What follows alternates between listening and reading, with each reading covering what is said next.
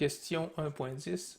Montrer que si f de x est égal x à la n, alors f de x0, xn égale 1. Ça, c'est, on trouve cette valeur-là dans les différences divisées, la méthode des différences divisées. Suggestion, calculer le polynôme de Newton et comparer les termes dominants.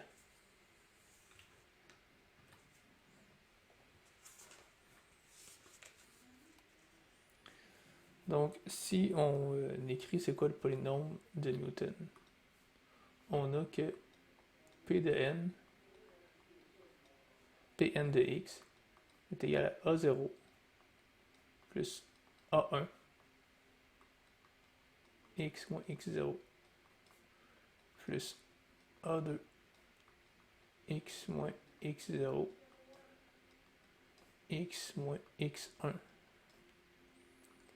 plus A3 x moins x0 x moins x1 x moins x2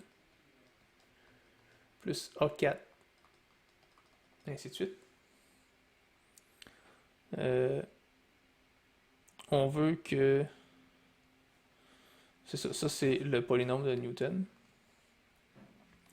Puis ce qu'on nous dit c'est le dernier terme, c'est-à-dire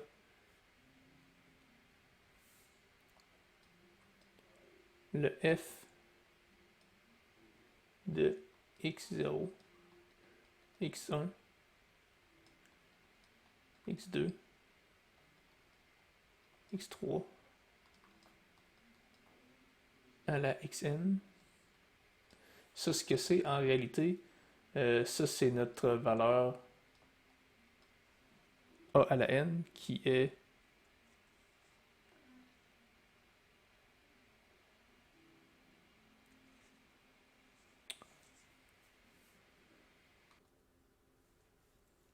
donc si on se rappelle l'arbre de différence divisée, on a toutes les valeurs comme ça, comme ça, comme ça. Puis il y en a toutes des valeurs ici. Il faut calculer toutes les valeurs là. Puis ici on a nos x, nos f de x. Puis là on construit, on a nos valeurs là. Puis là on construit l'arbre de différence divisée. La dernière valeur ici c'est le coefficient an. C'est ça ici. Puis ce qu'on dit c'est si notre fonction c'est x à la n, ben dans ce cas-là, si on développe ce polynôme-là, tout va se simplifier, sauf le dernier terme, qui est a à la n, qui est justement celui-là. Donc, le coefficient de a à la n, c'est 1. De an, pardon.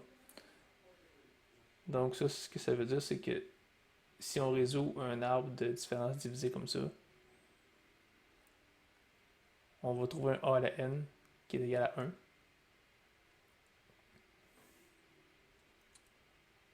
Fait qu'au final, on va avoir une fonction qui va être... On va retomber exactement sur cette fonction-là.